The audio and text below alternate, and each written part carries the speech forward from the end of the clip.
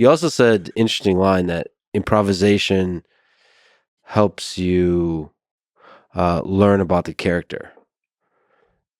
Uh, can you explain that?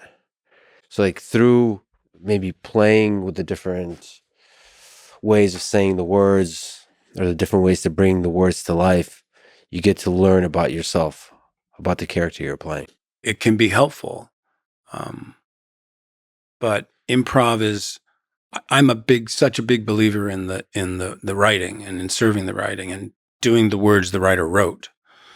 That improv for me, unless you're just doing like comedy and, I love improv and in comedy, it's brilliant. So much fun to watch people just come up with something right there. But that's where you're looking for laughs and you're specifically in a little scene that's being created. But I think improv has had value. But I have not experienced it as much in doing plays as I have sometimes in doing film, where you'll start off rehearsing and a director may say, let's just go off book and see what happens. And I've had moments in film where someone went off book and it was terrifying. There was a scene I had in Glengarry Glen Ross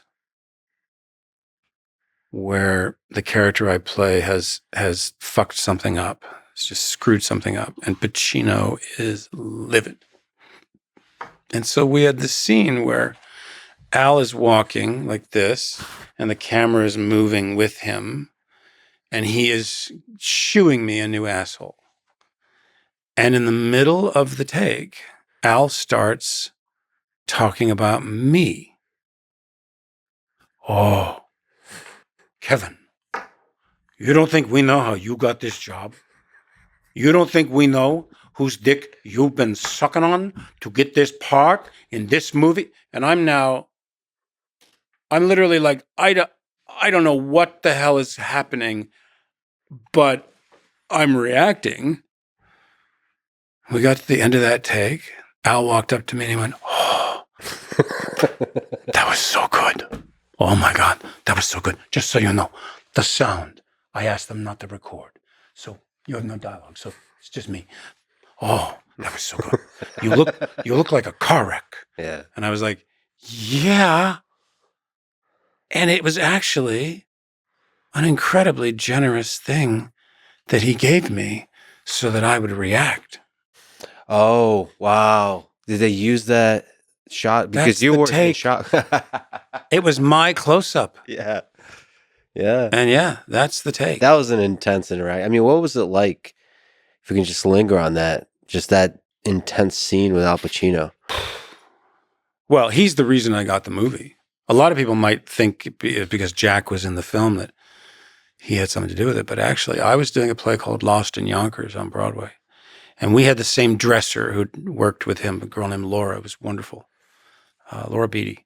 And she told Al that he should come and see this play because she wanted to see me in this play. I was playing this gangster. It was fun part. So I didn't know Pacino came on some night and saw this play. And then like 3 days later, I got a call to come in and audition for this Glengarry Glen Ross, which of course I knew as a play, David Mamet's play. And then I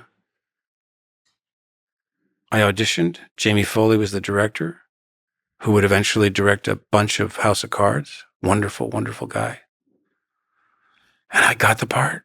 Well, I didn't quite get the part. They were going to bring together the actors that they thought they were going to give the parts to on a Saturday at Al's office.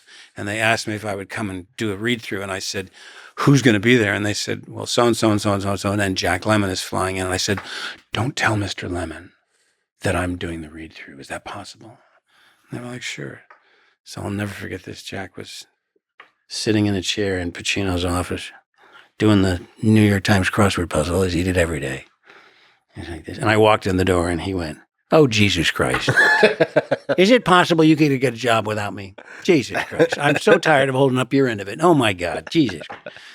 So I got the job because of Pacino. And it, I was It was really one of the first major roles that I ever had in a film.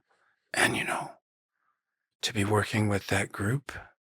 Yeah, that's like one of the greatest ensemble casts ever. We got Al Pacino, Jack Lemmon, Alec Baldwin, Alan Arkin, Ed Harris, you, Jonathan Pryce. Mm. It's just incredible.